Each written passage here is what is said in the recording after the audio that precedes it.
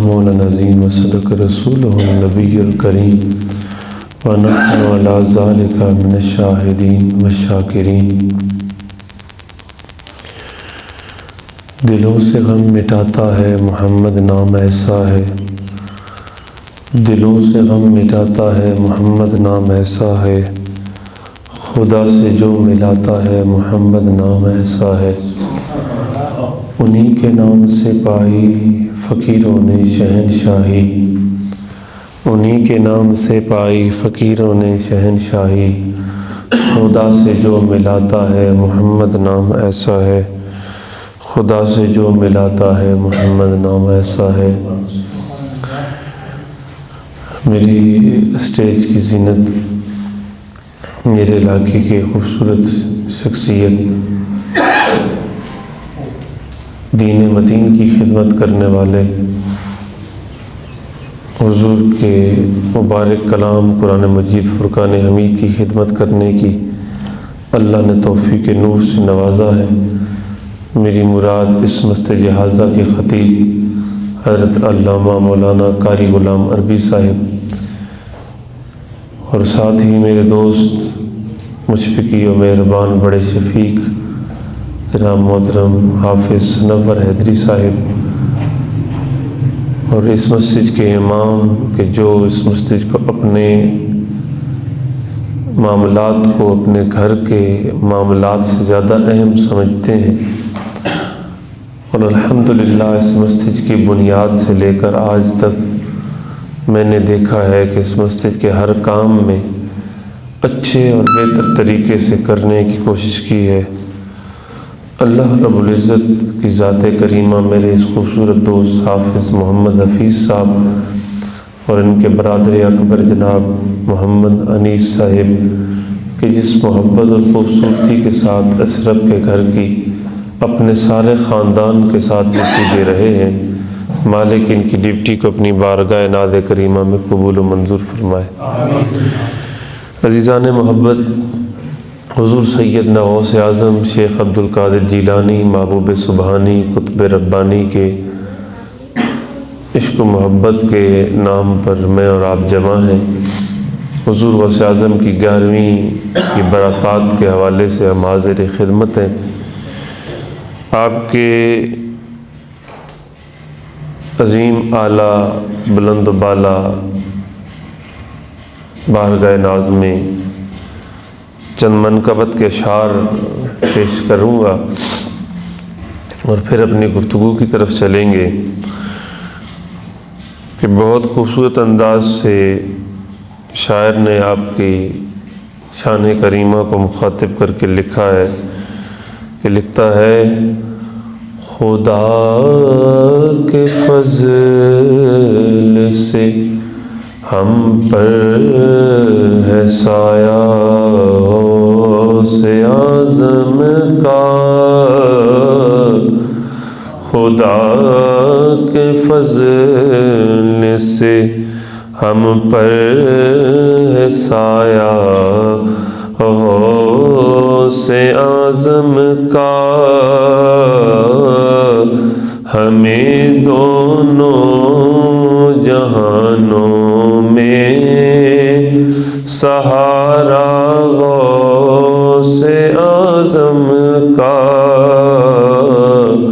ہمیں دونوں جہانوں میں ہے سایہ غوث اعظم کا۔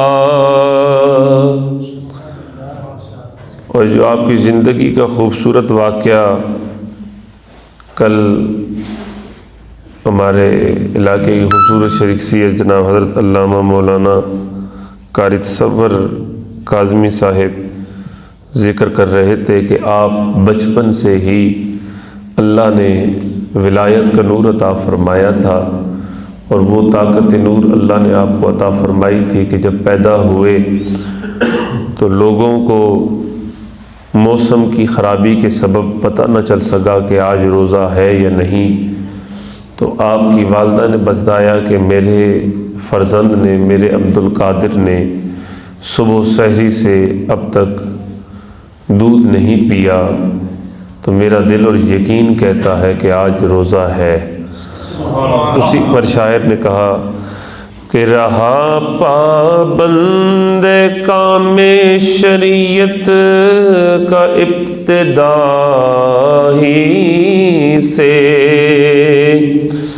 رہے پابند کام شریعت کے ابتدا ہی سے، نہ چھوڑا شیر خواری میں روزہ غوث اعظم کا، نہ چھوٹا شیر خواری میں ہے روزہ غوث اعظم کا۔ شاعر بھی اشعار لایا اور کمال لایا ہے۔ اگلے شعر میں شاعر لکھتا ہے کہ جو حضور غوث اعظم نے عیسائیوں کا اور مسلمانوں کا آپس میں معاملہ اٹھ پڑا، بحث و مباحثہ ہو گیا۔ عیسائی کہتے ہیں مسلمانوں کو کہ بھئی ہمارے نبی کی شان بلند ہے، ہمارے نبی نے اللہ رب العزت کے فضل سے یہ نعمت نور انہیں حاصل تھی، یہ انہیں طاقت حاصل تھی کہ وہ کسی مردے کو اگر ٹھوکر مارتے اور اسے کہتے کہ او قوم بِإِذْنِ اللہ، تو وہ کھڑا ہو جاتا۔ تو تمہارے نبی کے حوالے سے کوئی ایسا تاریخ کی کتب میں یا تمہارے محبوب کے رفاقت داروں نے کوئی ایسی بات تاریخ میں نہیں لکھی، کوئی کتابوں میں نہیں ملتی۔ تو مسلمان اس بات کی پریشانی لے کر سیدنا غوث اعظم رضی اللہ تعالی عنہ کی بارگاہ ناز کریمہ میں کھڑے ہو گئے، آ کے کہا کہ حضور یہ مسئلہ ہے، عیسائی یہ کہہ رہے ہیں اور ہم تو آپ کے تربیت یافتہ ہیں، ہمارا دل و یقین کہتا ہے اور آپ کی تربیت کا اثر ہمیں یقین کامل ہے کہ حضور نبی صلی اللہ علیہ وسلم نے شب اسراء کی رات تمام انبیاء کی امامت کرائی ہے، اور امامت وہی کراتا ہے کہ جو سارے نماز میں اکٹھے ہونے والوں سے افضل ترین ہے، جو سارے مسجد میں آنے والے سجدہ کرنے والوں سے افضل ترین ہے۔ اور اس عرش کی دھرتی پر جانے سے پہلے رب نے اپنی بارگاہ میں تمام ملائکہ کو، تمام انبیاء کو اکٹھا کیا، اور وہ سارے ہی افضل ترین انبیاء ہیں، اور ان سارے انبیاء میں سے رب کعبہ نے محبوب مصطفیٰ علیہ تحیت و ثنا کو امامت کی نعمت کریمہ سے نوازا اور آپ کو امامت کے لیے منتخب فرمایا اور آپ نے امامت کرائی۔ تو لہٰذا ہمارا دل و یقین کہتا ہے کہ ہمارے محبوب آقا علیہ الصلوۃ والسلام افضل و اعلیٰ ہیں۔ تو حضور غوث اعظم نے کہا اس بحثوں کو چھوڑو، اس معاملات کو چھوڑو، آؤ چلو ان سے بات کرتے ہیں۔ گئے، پوچھا ہاں بھائی کیا مسئلہ ہے؟ انہوں نے کہا جی مسئلہ وہی ہے کہ ہمارے نبی افضل ہیں آپ کے نبی سے۔ کہا میرے نبی تو افضل ہے ہی ہیں، اس بات کی تصدیق میری زبان نہیں کرے گی، اس بات کی تصدیق میرے نانا رسول کا رشتہ مجھ سے کر دے گا۔ کہا جی وہ کیسے؟ کہا جی وہ ایسے، آؤ چلتے ہیں آپ کو بتاتے ہیں کیا ماجرا ہے۔ کہا جی ہمارے نبی تو پرانے سے پرانے مردے کو بھی زندہ کر دیتے تھے قوم بِإِذْنِ اللہ کہہ کے۔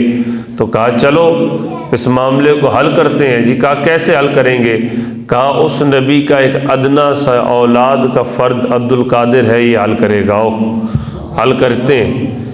چلے قبرستان میں، تو کہا کہ اس قبرستان میں تو کچھ قبریں نئی ہیں کچھ پرانی ہیں، تو ان قبروں میں سے جو سب سے پرانی قبر ہے جس کے تھوڑا کوئی اثر باقی رہ گیا ہے اس کی نشانی بتاؤ۔ تو ایک بزرگ عیسائی جو کہتا ہے میں نے ایک اس قبر کے بارے میں سنا تھا کہ یہ پہلے کسی دور کے زمانے میں کسی نبی کے دور میں یہ قبر والا دنیا سے گیا تھا یا قبر والی دنیا سے گئی تھی، مجھے نہیں پتا مگر ہے بہت پرانی عرصہ دراز کی قبر، اس قبر والے کو زندہ کرو۔ اور یقین بھی کامل نہیں تھا کہ یہ قبر ہے یا نہیں ہے۔ کہا چلو اسی قبر کا معاملہ کرتے ہیں۔ تو اب کہا کہ یہ قبر ہے، فائنل ہو گئی یہی قبر ہے۔ کہا بھی اس قبر کے معاملہ یہ ہے کہ تمہارے نبی کیا کرتے تھے؟ کہا جی ہمارے نبی کہتے تھے کہ جب قبر والے کے پاس جاتے تو قم بسم اللہ، اللہ کے حکم سے کھڑا ہو جا۔ کہا تمہارے نبی یہ کہتے تھے تو میں اب کیا کہوں گا وہ بھی سن لو۔ تو آپ نے کہا قم بزنی، میرے حکم سے کھڑا ہو جا۔ بات میں بہت بڑا فرق ہے۔ اب حضور سیدنا موسیٰ علیہ نبی علیہ الصلوۃ والسلام فرما رہے ہیں اللہ کے حکم سے کھڑا ہو جا۔ حضرت سیدنا غوث اعظم شیخ عبد القادر جیلانی محبوب سبحانی، آپ نبی بھی نہیں ہیں اور اللہ رب العزت نے اتنا بڑا کمال دے دیا، نبی بھی نہیں اور بات بھی وہ نہیں کر رہے، یہ نہیں کہہ رہے کہ اللہ کے حکم سے کھڑا ہو جا اور پھر کہہ رہے کہ میرے حکم سے کھڑا ہو جا، اپنی بات کا زور دے رہے ہیں۔ تو یہاں بات بڑی حکمت طلب ہے کہ حضور غوث اعظم شیخ عبد القادر جیلانی علیہ رحمہ کی دنیا کے آنے سے قبل ہی آقا علیہ الصلوۃ والسلام نے فرمایا تھا العلماء وراثۃ الانبیاء، کہ میرے ولی تو ولی ہے نا، میرے دین کے علماء بھی انبیاء بنی اسرائیل کے وارث ہیں۔ تو حضور نبی علیہ الصلوۃ والسلام کے یہ وہ اولاد کے وہ عظیم نور ہیں، یہ وہ خاصاً خاص حضور کی اولاد کے وہ فرزند ہیں کہ جنہیں ہم شیخ عبد القادر جیلانی محبوب سبحانی کہتے ہیں۔ یہ وہ شخصیت کمال ہے، یہ وہ عظیمت کمالہ رکھتے ہیں کہ آپ علم کی دنیا کی بھی شہنشاہ تھے، آپ ولایت کی دنیا کی بھی شہنشاہ تھے۔ اللہ نے آپ کو ایک جو کمال علم دیا تھا وہ بھی عروج کا تھا، اور جو کمال ولایت تھا وہ بھی عروج کا تھا۔ آپ کا کمال علم بھی اب سن لو، بات چھڑی ہے تو آپ کی بارگاہ میں آپ کے آستان پر عالم مختلف آتے رہے، آپ کے علم پڑھنا، آپ کو اسے علم سمجھنے کے لیے، علم سیکھنے کے لیے بہت سارے لوگ آتے رہے، سمجھتے رہے۔ ایک وقت کے عظیم مایہ ناز عالم دین جو اپنے علم کے زوم پر، اپنے علم کی طاقت پر ایک ناز رکھتے تھے اور کہتے تھے کہ میرے علم کی بڑی ڈنکا ہے، میرا علم کا بڑا زور ہے، مجھے بڑی علم کی گہرائیاں پتہ ہیں، مجھے علم کے بڑے سکے پتہ ہیں، میں علم کی ساری گتھیاں سلجھانے کی طاقت رکھتا ہوں۔ تو آپ حضرت کہ شیخ عبد القادر جیلانی علیہ رحمہ کے آستان پر چلے گئے اور کہا کہ میں جا کے پوچھتا ہوں کہ وہ کیسا علم سکھاتے ہیں، کیا ان کے پاس موجود ہے۔ حضرت چلے گئے، وہ وقت کے عالم دین جب گئے پتہ کیا کہ حضور ایک قرآن کی آیت کی تفسیر ہے، اس کی ذرا تفسیر تو بتائیے۔ کہا تفسیر بتانی ہے، پوچھو۔ ایک آیت ایک تفسیر بتائی، ذہن میں خیال کیا، ساتھ دو چار بندے تھے، آنکھوں کے اشارے میں بتایا کہ یہ جانتا ہوں۔ اچھا، کہا جی دوسری بتائی، پھر تیسری بتائی، ایک دوسرے کو اشارے کرتے گئے کہ یہ بھی پتہ ہے، یہ بھی پتہ ہے۔ 11 تفسیریں بتائیں۔ 11 تفسیریں بتانے کے بعد پھر انہوں نے ایک دوسرے میں اشارے کی کہ 11 کی 11 تفسیریں ساری جانتا ہوں۔ اب 11ویں کے بعد آگے چلے، 11 تفسیریں بتا چکے وہ کہ جو اس عالم محقق کو جانتے تھے، پڑھتے تھے، سمجھی ہوئی تھیں، علم رکھی ہوئی تھیں، ذہن میں ازبر تھی، وہ ساری تفسیریں یاد جو سیدنا شیخ عبد القادر جیلانی علیہ رحمہ نے دوہرا دیں۔ اس کے بعد کہا آگے چلو۔ وہ پریشان ہو گئے، بھائی 11 تو میں نے بہت ساری کتابوں میں کنگھال کر ڈھونڈی تھیں، یہ 11 تفسیریں یہ تو ابھی بتا دیں، آگے چل رہے ہیں۔ چلو جی آگے سنتے ہیں۔ پھر اب 12ویں 13ویں 14ویں 51 تفسیروں پر جا پہنچے۔ اب 11 تفسیریں تو وہ تھیں جو وہ عالم محققہ جانتے تھے، اب 41 تفسیریں انہوں نے اور سنا دیں۔ 41 تفسیریں حضرت شیخ عبد القادر جیلانی علیہ رحمہ نے اور سنا دیں، اور سنانے کے بعد کہا کہ یہ تو تفسیریں تھیں میرے علم کی گہرائی کی، یہ تو وہ تھا کہ جو میں نے پڑھا اور دنیا میں اہل علم سے بصارت کی نور سے سمجھا۔ اب یہ تھا حال، جو میں نے قرآن کے نور سے سمجھا۔ اب چلتا ہوں قرآن کے حال کی طرف، جو قرآن کے ظاہر علم نہیں باطنی علم ہے وہ تمہیں دکھاتا ہوں اور اس کی تمہیں رو لگاتا ہوں، جو میں نے اپنے نانا رسول سے اور اپنے اس بابا سے سیدنا علی المرتضیٰ سے حالت خواب میں 7 دفعہ لعاب دان منہ میں ڈالا ہے، اس کا حال بتاتا ہوں۔ یہ تو تھا حال، اب چلتے ہیں کال کی طرف، حقیقت ربوبیت کی طرف۔ میں آگے تفسیر وہاں سے سناتا ہوں۔ وہ عالم دین کھڑے ہوئے اور سینہ چاک کر کہتے ہیں، اے عبد القادر واقعہ میرا علم ختم ہے، تیرے علم کی انتہا نہیں ہے، تیرے علم کی پامائش نہ میں کر سکتا ہوں اور نہ کائنات عالم میں کوئی ایسا عالم پیدا ہوگا کہ جو تیرے علم سے بات کر سکے۔ سبحان اللہ،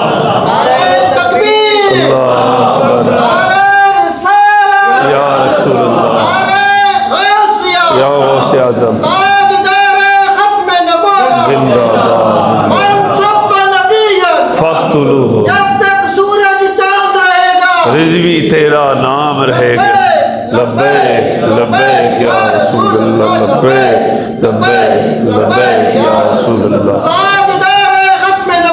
زندہ باد زندہ باد۔ یہ علم کمال جو اللہ نے آپ کو عطا فرمایا تھا، علم کمال کی بات یہاں تک کہ آپ کے اپنے فرزند کریم، آپ کے اپنے بیٹے لخت جگر، وہ کہتے ہیں بابا میں بات کرتا ہوں لوگوں سے، میں لوگوں کو نصیحت کرتا ہوں۔ بڑے اصرار کے بعد اجازت دی، بہت باتیں کی، علم کی گتھیاں کھولیں، لوگوں میں اثر پیدا نہ ہوا۔ اگلے دن حضور غوث اعظم جب جلوہ گر ہوئے ممبر پر، تو صرف لفظ اللہ کہا تو لوگوں میں ہلچل اور سینے چاک ہونے لگ گئے۔ اب آپ کے فرزند کریم پریشان ہوئے کہ یہ کیا ماجرا ہے، تو پھر پوچھا اپنے والد کریم سے حضرت شیخ عبد القادر جیلانی علیہ رحمہ سے کہ بابا جی یہ کیا مسئلہ ہے؟ کہا بیٹا یہ علم کی دنیا کو پڑھنے کے بعد حالت عشق و کمال میں جب حضور کی مجلس کی بات سینے میں اترتی ہے نا، پھر جب بندہ اللہ کہتا ہے تو پھر کائنات وجد کرتی ہے، پھر کائنات میں کیف و سرود کی مستی اٹھتی ہے۔ عزیزان محبت، آج حضرت شیخ عبد القادر جیلانی علیہ رحمہ کے درس فیض پانے والے کائنات کل میں بہت سارے حضور کے غلام موجود ہیں، بہت سارے حضور کے غلام آقا علیہ الصلوۃ والسلام کی بارگاہ ناز سے واسطہ رکھنے والے موجود ہیں، مگر آج آپ سے ایک عرض گزار ہوں، ایک عرض کرتا ہوں۔ کل بھی ماشاءاللہ ہمارے گاؤں کی عظیم الشان 11ویں شریف کے مجلس میں بڑی خوبصورت انداز سے علماء اپنا پیغام دے کر گئے ہیں۔ انہی کی آواز اور انہی کے درد کو مزید بڑھاتے ہوئے جو درد میرے اپنے سینے میں بھی ہے کہ اس وقت مجموعی طور پر جو امت کی بے حسی ہے، جو امت کا ایک دوسرے سے رشتہ ہے، اس رشتے کی کمزوری کے سبب ہماری جو حالت ہو رہی ہے، ہم لوگ اپنا نفس نفسی کے عالم میں اتنے گم ہو چکے ہیں، اتنے گم ہو چکے ہیں۔ سیریا تباہ ہو گیا، شام تباہ ہو گیا، برما تباہ ہو گیا، فلسطین کشمیر تباہ ہو گیا۔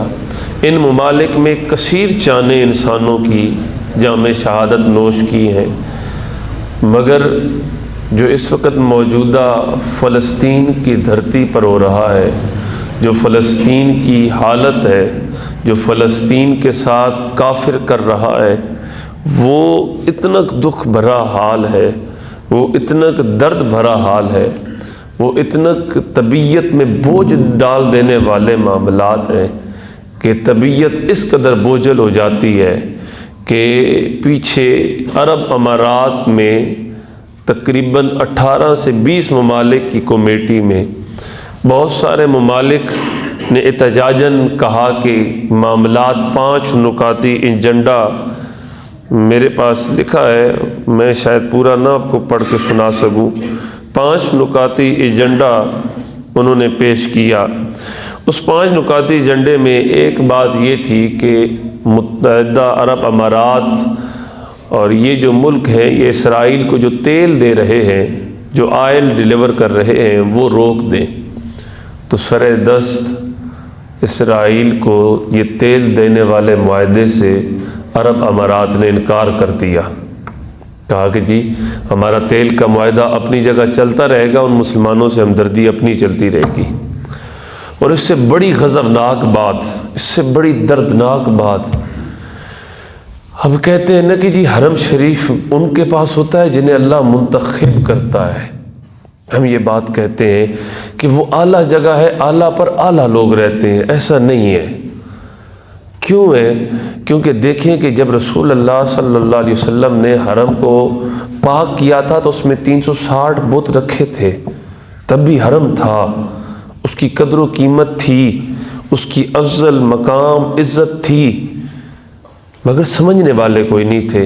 حضور نے جا کر پاک کیا، حضور نے جا کر اس کو حرم کعبہ امت کو، انسانیت کو سمجھایا، تو پھر حرم کے پاسبانوں کی حقیقت والے حرم کے پاسبانوں نے سنبھالی، اور مکہ معظمہ ہو یا مدینہ المنورہ ہو، دونوں کی پاسبانی سنبھالی گئی۔ مگر آج ہی حرم کی منبر سے ایک عالم دین اٹھتا ہے اور وہ کہتا ہے کہ حماس کے والے جو جنگ کر رہے ہیں یہ فتنہ ہے۔ میری بات سمجھ رہے ہیں کہ حماس والے غلط کر رہے ہیں، اسرائیل ٹھیک کر رہا ہے، اور ساتھ ساتھ وہ کہتے ہیں کہ جو دنیا میں مسلمان حماس کے حق کے حوالے سے آوازیں اٹھا رہے ہیں وہ بھی غلط کر رہے ہیں۔ عزیزان محبت، یہ وہ درد بھری بات ہے۔ اب دیکھیں نا کہ بے حسی ہماری، دیکھیں بے حسی کا عالم، دیکھیں کہ ہم بیت اللہ کی منبر سے یہ بات جا رہی ہے، روئے زمین کے اس بارگاہ سے جسے ہم مستجاب الدعوات کہتے ہیں، جس ٹکڑے پر ہم دنیا کے سارے غم، تکلیف، پریشانی، آفات کو وہاں جا کے رکھتے ہیں، اور رب کی حضور اس یقین کامل کے ساتھ دعا کرتے ہیں کہ یہ وہ مقام ہے کہ یہاں سے رب میری سن لے گا، رب میری سن لے گا، رب میری عرض کو پورا کر دے گا۔ اس جگہ سے بیٹھا ہوا ایک فرد دنیا کائنات میں پیغام دے رہا ہے حضور کی امت کو کہ یہ فتنہ ہے، یعنی کہ 1,00,000 انسان شہید ہو چکے ہیں، اور جن میں سے 20 کے 30,000 لوگوں کے جسموں کو سنبھالا جا چکا ہے، اور اتنے لوگ امت کے شہید ہو چکے ہیں، اور اس وقت موجودہ پورے روئے زمین پر سب سے زیادہ بچوں کی لاشیں گرنے والی زمین غزہ بن چکی ہے پوری دنیا میں آج تک سب سے زیادہ۔ ہیروشیما پر 16 ٹن کے قریب بم گرائے گئے تھے، اب تک غزہ کی خالی سرزمین پہ 20 سے 22 بم گرایا جا چکا ہے بم، اور ہم لوگ خاموش ہیں۔ ہم لوگ اس حوالے سے ابھی بحث و مباحثہ میں ہیں، ابھی تک ہمارے اندر وہ درد اور کیفیت نہیں ہے، ابھی تک ہمارے پاس وہ شدت درد نہیں ہے، کیونکہ ابھی تک ہم نے کوئی 10 جنازے نہیں اٹھائے۔ ہمارے گھر سکون میں ہیں، ہماری چھتیں محفوظ ہیں، ہمارے گھر، ہمارے کام چل رہے ہیں، ہماری روزی چل رہی ہے، ہماری روٹی پانی چل رہا ہے، ہمیں اس لیے افسوس نہیں ہے۔ تاریخ کو پڑھیں اور دیکھیں کہ حضرت شیخ عبد القادر جیلانی علیہ رحمہ ہی کی بات کر لیں کہ آپ کے ایوان میں، آپ کے دسترخوان سے پڑھنے والے، آپ کے دسترخوان سے کھانے والے طلباء وہ تھے کہ جو حضرت سلطان صلاح الدین ایوبی کے لشکر کے سپاہی تھے، تربیت یافتہ، اور کمال ادارہ وہ تھا۔ ادارے آج پورے پاکستان میں بہت ہیں، آج اگر ہم مدرسے والے ایک دن، کوئی بھی مدرسے والا، جتنے بھی ہیں، میں اپنے مسلک کی بات کر لیتا ہوں، کوئی بھی مدرسے والا اگر صرف ٹی ٹی پستول ہی اپنے بچوں کو دے کر اور ٹریننگ شروع کرا دے، دوسرے دن ہم سارے مدرسوں میں پرچے ہو جائیں گے، اور بچوں سمیت استادوں سمیت سب تھانے میں ہوں گے۔ 100% یہ بات ہے۔ تمام مدارس کی جو مدرسے والا یہ کام کرے گا، استاد بھی شاگرد دونوں سارے جیل میں پڑے ہوں گے۔ کیوں جی؟ کہ آپ اتنا بہانہ کام، بچوں کو اسلحہ سکھا رہے ہیں، بچوں کو آپ مارنا پیٹنا سکھا رہے ہیں، تو پوچھو نا سید غوث اعظم سے آپ نے اسلحہ کیوں چلانا سکھایا تھا اپنے بچوں کو؟ آپ نے تلوار چلانا کیوں سکھائی تھی اپنے طلباء کو؟ آپ نے نیزہ بازی کیوں سکھائی تھی؟ نیزہ چلانا کیوں سکھایا تھا؟ آپ نے گھوڑا سواری کیوں سکھائی تھی؟ آپ نے اپنے طلباء کو تلوار بازی کیوں سکھائی تھی؟ اس لیے سکھائی تھی کہ اگر کافر آ جائے، جہاں علم کی بات ہو تو علم سے کاٹو، جو علم سے نہ کٹے، جو تلوار کی بات آئے اسے تلوار سے کاٹو۔ آج تلوار پر ہم بات کرتے ہیں، اور آج ہی کی دور میں، وہ تو وہ دور تھا نا، چلو ختم ہو گیا۔ آج کے دور میں اسرائیلی پلے کلاس سے لے کے میٹرک تک ہر بچہ وہاں ابتدائی بچے کو اسلحہ سکھایا جاتا ہے۔ سوشل میڈیا میں ویڈیوز موجود ہے، آپ دیکھ سکتے ہیں، سکھایا جاتا ہے وہاں اسکولوں میں۔ وہاں وہ گنز کے جو آج ہمارے نارمل پولیس والے بھی نہیں لے کر چل رہے ہوتے، وہ گنز 8 کلاس 9 کلاس کا بچہ چلا رہا ہوتا ہے۔ کیوں؟ وہ چلائیں تو ٹھیک، ہم کریں تو گناہ، وہ مارے تو ٹھیک، ہم کریں تو عذاب۔ وہ آج کتنے مسلمان مر چکے ہیں، ہمیں وان ہو گیا ہے، قسم خدا کی بس ہمیں وان ہو گیا ہے۔ اور وان کیا ہے؟ حضور نبی صلی اللہ علیہ وسلم نے اپنے صحابہ سے کہا تھا کہ اے صحابہ، ایک وقت آئے گا، ایک موقع آئے گا کہ دنیا میں تم لوگوں کو بے پناہ مارا جائے گا۔ تو حضور نے کہا، صحابہ نے عرض کی، یا رسول اللہ ہمیں کیوں ہم تھوڑی تعداد میں ہوں گے؟ کہا نہیں، تم بڑی کثیر تعداد میں ہوگے۔ کہا یا رسول اللہ ہم 313 تھے، بدر میں تو ہم نے اڑا پھینکا تھا 1000 کو، تو یہ کیسے ہو سکتا ہے کہ ہم اتنی بڑی تعداد میں ہوں گے تو ہم انہیں ہار جائیں گے، ہم سے کوئی جیت جائے گا؟ ہاں، میرے فرمایا میری امت تمہیں وہن ہو جائے گا۔ کہا یا رسول اللہ وہن ہو جائے گا، وہن کیا ہے؟ کہا وہن یہ ہے، حب الدنیا وکراہیت الموت، تمہیں دنیا سے حد سے زیادہ پیار ہو جائے گا اور موت سے نفرت ہو جائے گی۔ آج ہمیں یہی ہو گیا ہے، آج ہمیں یہی معاملہ ہمیں ہو چکا ہے۔ ممبر پر بیٹھا ہوں، قسم خدا کی بس کھا کے کہہ رہا ہوں، قبلہ قاری صاحب بھی بیٹھے ہیں، حافظ نور صاحب بھی بیٹھے ہیں، عادل صاحب بھی بیٹھے ہیں، یہ بات سچ کہہ رہا ہوں۔ میری عمر اپنے علاقے میں یہاں پر ہو چکی ہے، میں نے یہاں تک یہودی ازم پر بات کرتے ہوئے کسی عالم دین کو نہیں سنا۔ میرے آج 4 جمعے ہو گئے جمعہ پڑھاتے ہوئے، میں صرف یہودیوں کی حالات زندگی پر بات کر رہا ہوں، جتنا پڑھتا ہوں بتاتا ہوں۔ یہودی کون ہے، یہودی کیا کرتے ہیں، یہودی امت کو کیسے تباہ کر رہے ہیں، یہودیوں کی پلاننگ کیا ہے، قرآن یہودیوں کے بارے میں کیا کہتا ہے، یہودی کتنی لعین ترین قوم ہے۔ وہ قبلہ قاری صاحب کل کہہ رہے تھے نا کہ کچھ مسلمان بن کر یہودیوں کے ساتھ جنگ لڑ رہے ہیں، وہ احمدی ہیں، وہ احمدی نہیں قادیانی ہے۔ احمد تو ہمارے محبوب رسول اللہ صلی اللہ علیہ وسلم کا نام ہے نا، احمدی بھی انہیں نہیں کہنا چاہیے، قادیانی ہے۔ 6000 قادیانی اسرائیلیوں کے ساتھ مل کر حماس کے خلاف جنگ لڑ رہے ہیں، اور باقاعدہ انہوں نے اپنے طریقے کے مطابق جو ان کا طریقہ کار ہے انہیں سکھاتے ہیں، اسی طرح انہوں نے اپنا عبادت کے طرز عمل کرتے ہوئے اپنا سلسلہ جنگ شروع کیا تھا۔ ویڈیوز عام سوشل میڈیا پہ چل رہی ہوں گی۔ کیوں ہماری حالت ہے؟ اس کی وجہ یہ ہے کہ ہمیں پتہ نہیں ہے کہ کافر کس طرح سوچ رہا ہے، کافر کس معاملات کو لے کر بیٹھا ہے۔ آپ کو اور ابھی بنو قریظہ کی اگر بات کریں نا تو آپ کو اور ہم سے پوچھ لیں، ہمارے بچوں سے پوچھ لیں کہ بنو قریظہ کون تھا، تو ہمارے بچوں کو یا ہمارے اچھے بھلوں کو بھی نہیں پتا ہوگا کہ بنو قریظہ کون تھا۔ کسی ایک یہودی کے بچے سے پوچھ لینا بنو قریظہ کون تھا، تو وہ بولے گا کہ ہمارے بڑے سردار تھے جنہیں مسلمانوں نے ساروں کو کاٹ پھینکا تھا، 700 تھے۔ تو یہ بہت بڑا فقدان ہے۔ یہودی جانتا ہے، یہودی نے آج سے 10 سال پہلے امریکہ کی سرزمین پر ایک لیبل اٹھایا تھا کہ خیبر از دا لاسٹ چانس۔ ہمیں پتہ نہیں ہے کہ خیبر کیسے اکھڑا تھا، خیبر کو کس نے اکھیڑا تھا، خیبر کتنا بڑا ایریا تھا، خیبر کا محاصرہ کتنا دن کیا گیا تھا، خیبر میں رہتے کون تھے، خیبر کو کیوں اکھاڑنے کی وجہ کیا بنی تھی، یہ باتیں ہمیں نہیں پتہ، مگر یہودیوں کو پتہ ہے، کیونکہ وہ سارے یہودی تھے۔ ہمیں نہیں پتہ، ہم نہیں جانتے، کیونکہ ہمیں یہودیوں کے بارے میں حالات زندگی نہیں پتہ۔ حضور غوث اعظم کی حالات زندگی پر آپ ایک نہیں 1000 بیان کرا لیں، وہ اپنی جگہ بجا ہے، مگر اس کے ساتھ سب سے ضرورت یہ ہے کہ جو موجودہ حالات حاضرہ پر جو کافر کر رہا ہے اس کے بارے میں تو خبر کریں، اس کے بارے میں بھی تو جواب دیں۔ یہ اب مجھ سمیت ہم سب یہ کوشش کر رہے ہیں کہ اسرائیلی پروڈکٹ کا بائیکاٹ کریں۔ بائیکاٹ تو ہم کر رہے ہیں، کریں گے، منع کریں گے، مگر اس کے متبادل عوام کو کیا دیں گے؟ پبلک بولے گی کہ ہمیں دیں۔ آج کل کی پبلک ایمان کی لذت سے تو ناآشنا ہے، انہیں تو غرض نہیں ہے، وہ تو کہتے ہیں ہم نے کولڈ ڈرنک پینی ہے، اگر پیپسی چھینو گے تو اس کے متبادل کوئی دو۔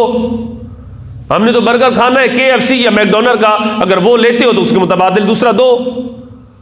تو آپ سمجھتے ہیں نا کہ ہم شاید اس مسجد، چھوٹی سی مسجد میں بیٹھ کر ہم یہاں یہ باتیں کرتے ہیں، دنیا بہت آگے جا چکی ہے، دنیا بہت آگے کے کام کر رہی ہے، اور ہم بیٹھے اس چھوٹے سے گاؤں میں بس تھوڑی سے ذکر اذکار کرا لیے جی، 11ویں شریف لنگر پکا اور کھانا کھایا، 11ویں دعا مانگی اور چلے گئے۔ ایسا نہیں ہوتا، کافر ایسا نہیں کرتے، یہودی ایسا نہیں کرتے۔ یہودیوں کا جو ابھی نیتن یاہو ہے نا، اس سے تقریباً 5واں پہلے جو یہودیوں کا وزیر اعظم تھا نا، تو وہ دیوار گریہ ہے، آپ کو پتہ ہونی چاہیے، بیت اللہ میں، مسجد اقصیٰ میں ہر مسلمانوں کی بھی وہاں بہت بڑا سرمایہ ہے، عیسائیوں کا بھی بہت بڑا سرمایہ ہے، اور یہودیوں کا بھی وہاں سرمایہ ہے۔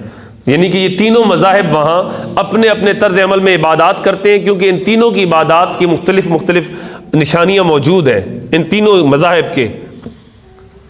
مگر اس یہودیوں کو اجازت سیدنا عمر فاروق کے دور میں آپ نے منع کیا تھا کہ یہودی مسجد اس میں فلسطین میں رہ نہیں سکتا، اجازت اس نے منع کی تھی، اور خلافت عثمانیہ تک آخری خلیفہ نے اس کو منع کر کے رکھا تھا۔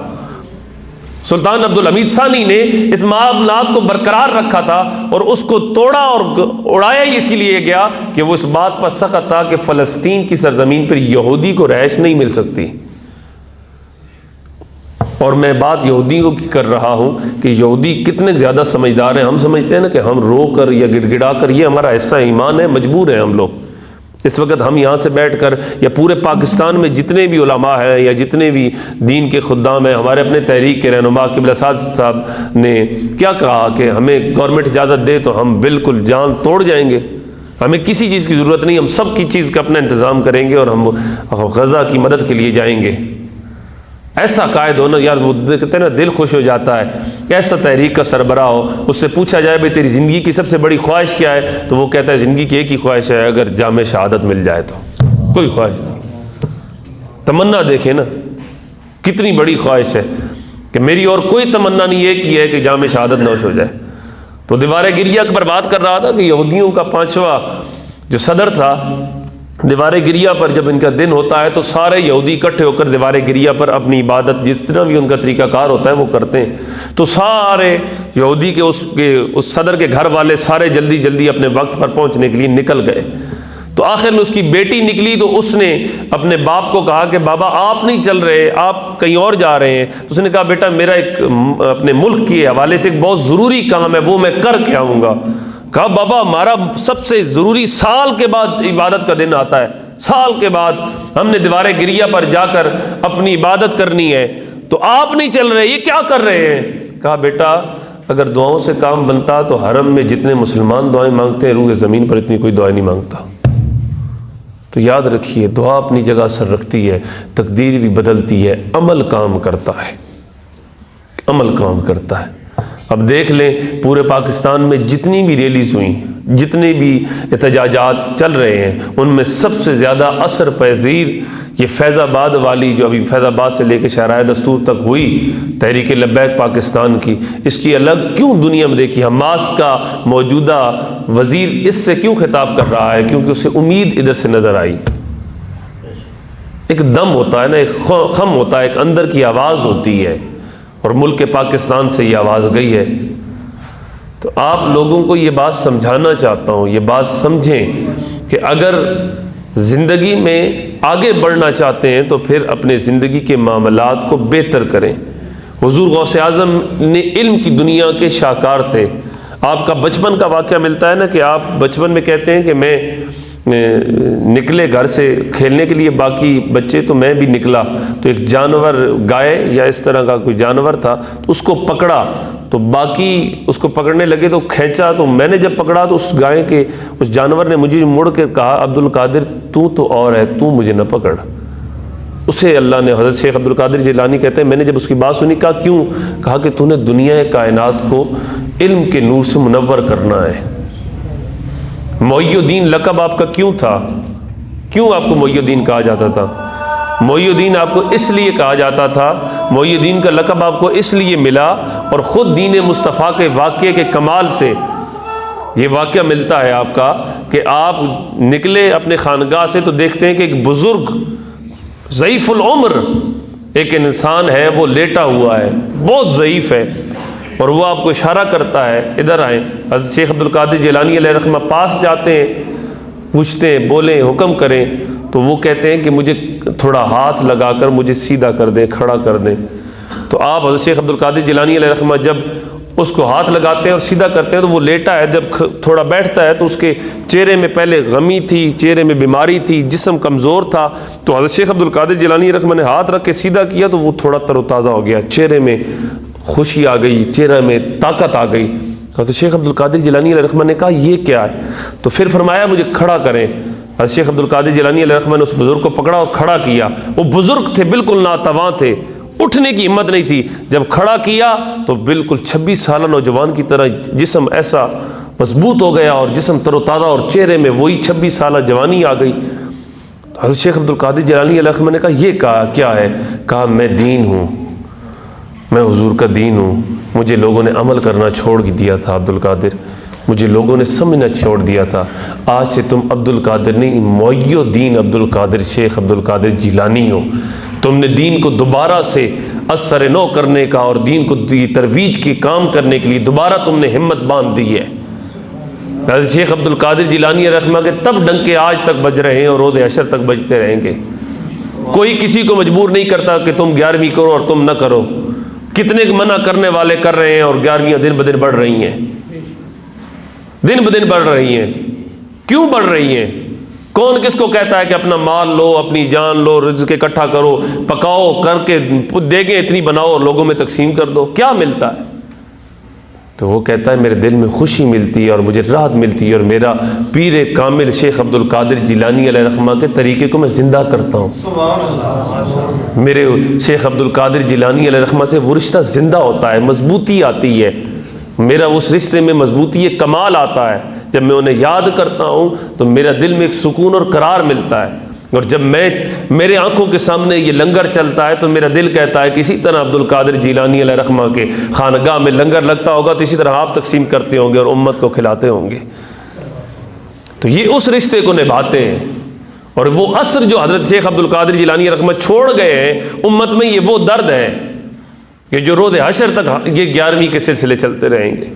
عزیزان محبت، آخری باتوں کی آخری بات یہ ہے کہ اس وقت موجودہ آپ سب مسجد میں بیٹھے ہوئے دوستوں، بچوں، بڑوں سے گزارش ہے کہ جتنا وقت میسر آ سکے فلسطین کے مسلمانوں کے حق کے لیے شب و روز دعا مانگیں، ہر نماز میں دعا مانگیں، اور رو کر دعا مانگیں کہ اللہ فلسطین کے مسلمانوں کی غیب سے مدد فرمائے، کہ اللہ ان مسلمانوں کے لیے ایسا سبب پیدا فرما دے، ایسا آسرا پیدا فرما دے کہ وہ ہیکل سلیمانی جو کافر اور یہودی بنانے کی تیاریاں کر چکے ہیں، مسجد اقصیٰ کو گرانے کے لیے تیار بیٹھے ہیں، کہ ان قریب یہ نہ ہو کہ یہ خبر ہمیں ملنے کو آئے کہ مسجد اقصیٰ گر گئی ہے۔ اور یہ یاد رکھیے گا، اگر مسجد اقصیٰ گرتی ہے تو بیت اللہ کو گراتے ہوئے بھی اور مسجد نبوی کو بھی گرانے کے لیے کافر کبھی پیچھے نہیں ہٹے گا۔